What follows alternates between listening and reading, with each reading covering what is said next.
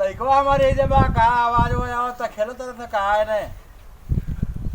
ये आवाज नहीं आओ तो लइको हमारे नहीं बा का पकड़ पकड़ फेंक चौका चौका बाबू ए घुरा आवा ट्यूशन के जाके मार मार चौका मार ले आओ बाबू ए घुरा आवा ट्यूशन के जाके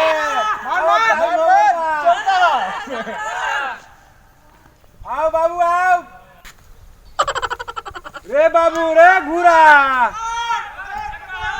ए आओ खा ले ए टीचर लेके जाके ए सारे भूखे मर जाए का रे ए सारा तोरा के खोजते खोजते भूखे हम अभी ले आओ रे सारे आओ मर जाए बिना खैले रे आओ ना रे रे एकरा माई के कुकुर काटा कौन रख देले बा रास्ता में ईटा पथल रे ओह नो चश्मा लाठी केने गई रे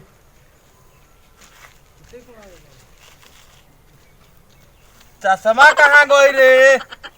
देखो तनी साला ई लड़का के चक्कर में हमार चश्मा कहाँ गई रे लठियो नहीं खे मिलत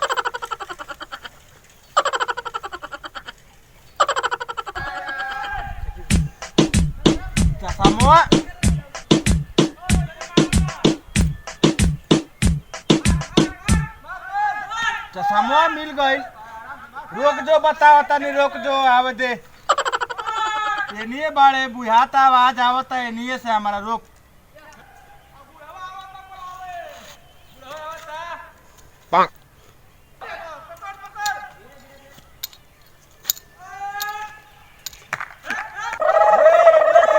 सुनात नहीं खरे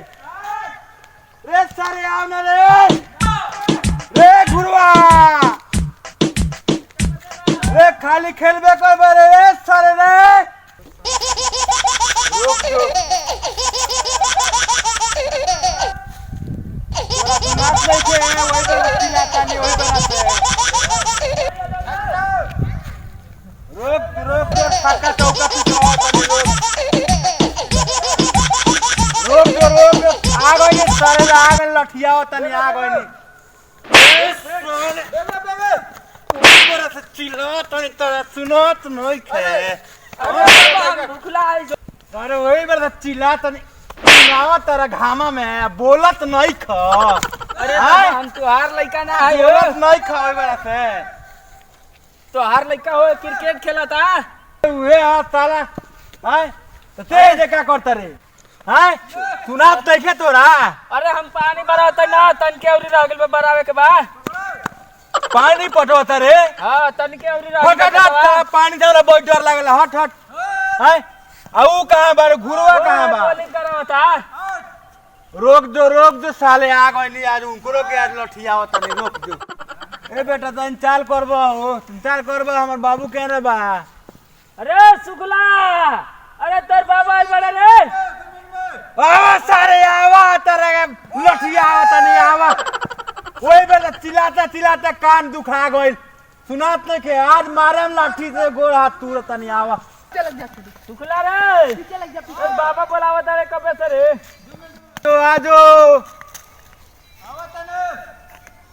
आजो आओ तोरा के तो बताओ तनी आओ जा तनी ना चल ना हां चल का चिल्लात होबो चिल्लात नहीं ओई पर तोरा के खाए के साले सुनत नहीं हां सब सुनो चिल्लाते कान दुखा गइल है भूख लागल बा ओई पर चिल्लात नहीं पर चिल्लात तोरा सुनात नहीं खे सुनात नहीं खे चल सारा घर चल आज तोर हाथ गोड़ तुरत आनी चल अरे बुढ़वा मारत रे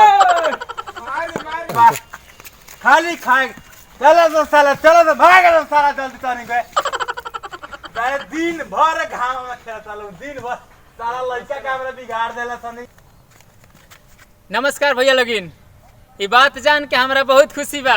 हमरा जितना भी रउआ लोगिन वीडियो के दुलार प्यार देहनी, ये बात जान के हम बहुत खुश बनी, बहुत आनंद बनी। हमरा उम्मीद बा कि हमरा आवे वाले वीडियो के रउआ लोगिन ऐसे ही दुलार प्यार दे हम, और हमरा भोजपुरी अंश म्यूजिक चैनल के लाइक करी, सब्सक्राइब करी और साथ में बेल आइकन दबावल ना भूली।